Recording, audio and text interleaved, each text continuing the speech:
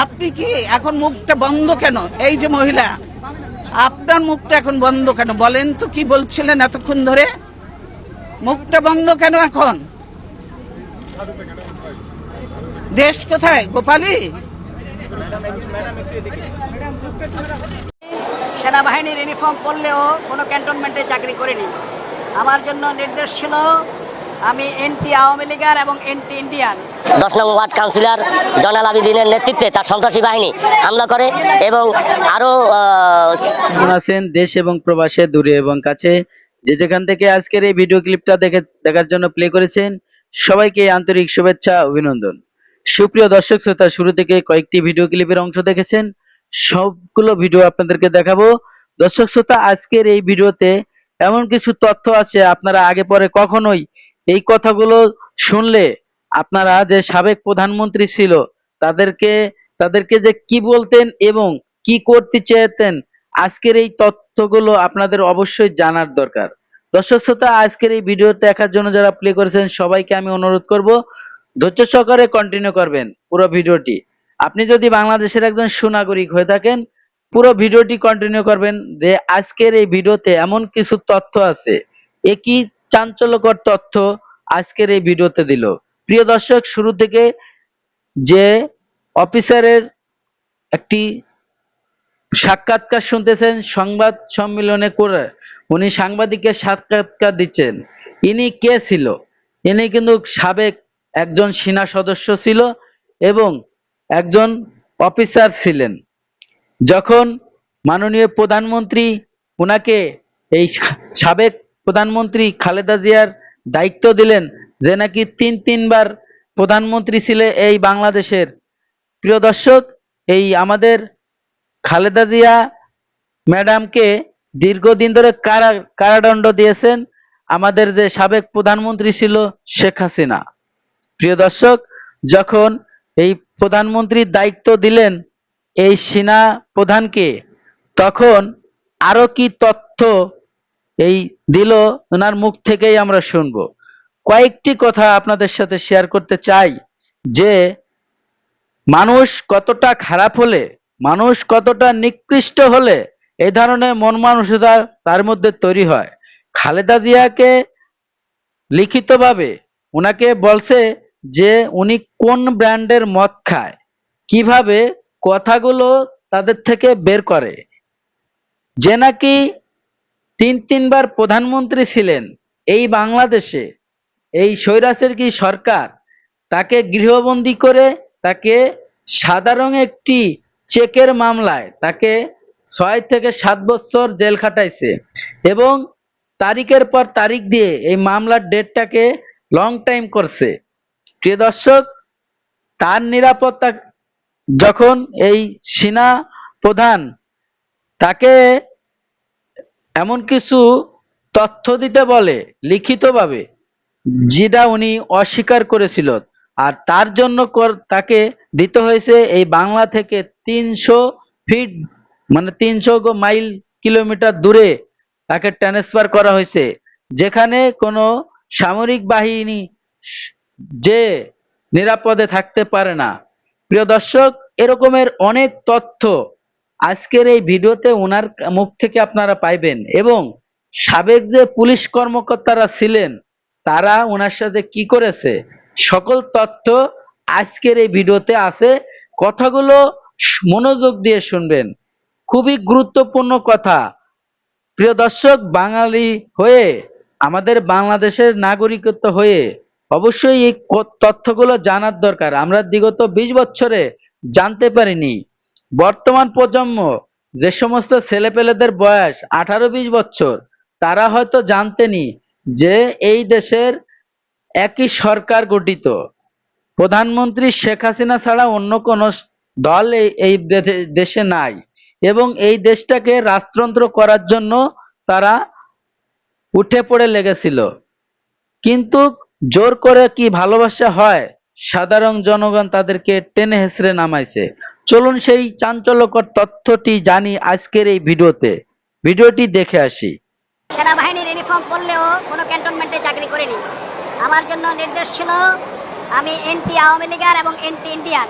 ঢাকা থেকে কমপক্ষে 300 কিলোমিটার দূরে আমাকে রাখতে হবে। এরপর রিটায়ারমেন্টের পরে শ্রদ্ধেয় ম্যাডাম খালেদা জিয়া বিএনপি নেত্রী তার নিরাপত্তার দায়িত্বে আমার সিনিয়র জেনারেল সাহেবরা আমাকে নিয়োগ করেন। এরপরে মামলার বিষয়ে ম্যাডামের দায়িত্ব আমি নিলাম। আমার উপরে চতুর্দিক থেকে শুধু ধামাকা, থ্রাস্ট এবং আঘাত আসতে থাকলো। আমাকে আর্মি হেডকোয়ার্টার থেকে ডেকে বলা হলো যে ম্যাডামের ডিউটি করা যাবে না, কারণ এখানে তুমি কমান্ডো বাহিনীর প্রধান, তোমার সব কমান্ডো এখানে যোগ দিবে, so we get you out. দেশের কোথায় চাকরি লাগবে, কয় কোটি টাকা লাগবে, আসো তোমাকে দিব, কালকে সকালে দিব। বাট ম্যাডাম খালেদা জিয়া, তারেক জিয়া, তাদের সঙ্গে কোনো দায়িত্ব রাখা যাবে না। আমি তাদের বললাম, স্যার আমি পলিটিক্যাল পার্সন না। ম্যাডাম খালেদা জিয়া বলার পরেও আমি বিএনপির পলিটিক্যাল খাতায় নাম লেখাই নেই। আমি ম্যাডামকে বলেছি, madam I am a soldier, I would like to die as a soldier. আপনি আমাকে দায়িত্ব দিয়েছেন বিশ্বাসের সঙ্গে, আমি সেই সম্মান এবং মর্যাদায় আছি। এরপরে 27 ডিসেম্বর 2018 নির্বাচনের 2 রাত আগে হঠাৎ করে রাত 11:30টায় আমার এলিফ্যান্ট রোডের বাড়িতে হঠাৎ করে প্রায় 20-30 এতক্ষণে আপনারা যে ভিডিও ক্লিপটা দেখেছেন আশা করি হয়তো আপনাদের ভালো লেগেছে। দর্শক, আজকের এই ভিডিওটা, যে ভিডিওগুলো আপনারা দেখেছেন, খুবই সেন্সিটিভ এবং এমন কিছু তথ্য আপনারা জানতে পেরেছেন আগের পরে হয়তো এই ধরনের তথ্য কেউ দেয় নাই। দর্শক, যার জীবনে এই ধরনের ঘটনা ঘটে একমাত্র সেই জানে যে কষ্টর কি আলামত। প্রিয় দর্শক, আয়নাঘরে যারা যেছিল তারাই জানে যে আয়নাঘরটা কেমন এবং কেটে গেলে কি রকমের ব্যথা লাগে। প্রিয় দর্শক, এখন আপনাদের সাথে আরো একটি ভিডিও ক্লিপ শেয়ার করব। এই ভিডিও নিয়ে কয়েকটি কথা আপনাদের সাথে বলতে চাই। প্রিয় দর্শক, বিগত দিনে আমরা দেখেছি বাংলাদেশে আওয়ামী লীগ শাসন আমলে এই 16-17 বছরে যে সমস্ত চাঁদাবাজি হয়েছে তার কোনো মিডিয়াতে কোনো প্রকাশ অনেক জায়গা থেকেই পেয়েছি, কিন্তু আমাদের দেশে যে একটা বিচার নামের কোড আছে এবং এই দেশে যে বিচার আছে, আইন আছে, এরকমের আইন প্রতিক্রিয়া কখনোই চালু হয় নাই। এটা শুধু বাস্তবতা কখনোই হয় নাই, শুধু বই পুস্তকে ছিল এবং সিস্টেমে ছিল। আমাদের আইন কখনো স্বাভাবিকভাবে প্রকৃত হয় নাই। প্রিয় দর্শক, যার জন্যই সেই আমাদের বর্তমান যে সাবেক সেই প্রধানমন্ত্রী যারা চেলাবেলারা রয়েছে এখনো কিন্তু তারা বিভিন্ন জায়গায় মামলা হামলা দাঙ্গা হামামা করতেছে এবং এমন কিছু কার্যকলাপ করতেছে যে বর্তমান অন্তর্বর্তীকালের সরকার আমাদের ডক্টর মোহাম্মদ ইউনূস স্যারকে নিয়ে তারা বিভিন্ন ধরনের বাজে মন্তব্য করতেছে এবং কিছুতেই মানে তাদের ভালো, এই বাংলাদেশের ভালো রাষ্ট্র পরিচালনা তাদের সহ্য হচ্ছে না। যার জন্য দেশের মধ্যে এমন একটি ঘটনা তারা একের পর এক ঘটায় চলছে যা আমাদের সাধারণ জনগণের প্রাণহানির ভয় হয়ে দাঁড়িয়েছে। প্রিয় দর্শক, এরকমের কিছু তথ্য আজকের এই ভিডিওতে আছে। ইতিমধ্যে আপনারা যে ভিডিও ক্লিপটা দেখেছেন, ইনি বলতেছে যে আমাদের কাছে প্রতি সপ্তাহে নতুন নতুন চাঁদা দাবি করতেছে। এই চাঁদাগুলো কে নিচ্ছে? বর্তমান তো আমাদের সেই সাবেক প্রধানমন্ত্রী নেই, বর্তমান তো আমাদের সেই সাবেক প্রধানমন্ত্রীদের শাসিত যে শাসকরা ছিলেন, জোর করে একজনের টাকা বাড়ি গাড়ি ভেঙে দিয়ে তুলে নিয়া ছিনতাই করা, তারা তো নেই। এখন কারা করতেছে অবশ্যই আজকের এই ভিডিওতে আপনারা দেখতে পারবেন। দর্শক, যে যেখান থেকে এই ভিডিওগুলো দেখতেছেন অবশ্যই কমেন্টে জানাবেন যে কি হচ্ছে আমাদের বর্তমান এই অন্তর্বর্তীকালের সরকারের আমলে এবং আমাদের এই সরকারকে তারা একটি বিদেশের মাটিতে, বিদেশে গণমাধ্যমের কাছে এমন একটি পরিবেশ তৈরি করতে চায় যে সে অপারগ। আমাদের ডক্টর মোহাম্মদ ইউনূস স্যার কখনোই অপারগ হতে পারে না, কারণ সে ইন্টারন্যাশনাল খেলোয়াড়। তা চলুন আমরা সেই চাঞ্চল্যকর সেই তথ্যটি জানি, কি হয়েছিল এবং কারা চাঁদা নিচ্ছে প্রতিদিন রূপ পাল্টায় পাল্টায়।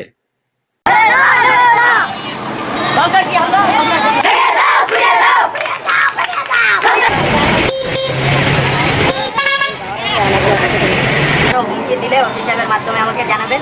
আমি অলরেডি বিষয়গুলো জানি, আমি ব্যবস্থা নিচ্ছি। ঠিক আছে? গতকাল রাত্রে 9টায় আমাদের বরিশাল বিভাগীয় ট্যাংলোরি শ্রমিক ইউনিয়নের অর্থ সম্পাদক মাসুদ রানার উপরে 10 নং ওয়ার্ড কাউন্সিলর জয়নাল আবেদিনের নেতৃত্বে তার সন্ত্রাসী বাহিনী হামলা করে এবং আরও